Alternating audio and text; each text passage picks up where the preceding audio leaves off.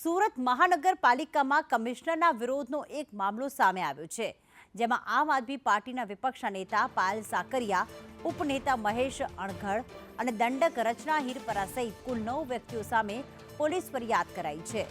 આ ઘટનામાં સરકારી ફરજમાં અવરોધ ઊભો કરવો, હુમલો કરવો અને રાયોટિંગનો આરોપ લગાવવામાં આવ્યો છે. આ મામલે એસએમસીના ચીફ સિક્યુરિટી ઓફિસર નાયકની ફરિયાદના આધારે લાલગેટ પોલીસ મથકમાં ગુનો દાખલ કરવામાં આવ્યો છે.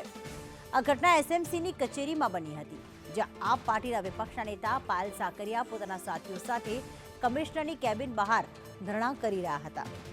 પ્રદર્શન દરમિયાન મામલો ગરમાયો અને હંગામો શરૂ થયો.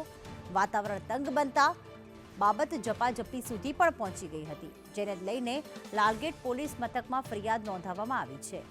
તો ફરિયાદમાં કુલ 9 વ્યક્તિઓના નામ સામેલ કરવામાં આવ્યા છે.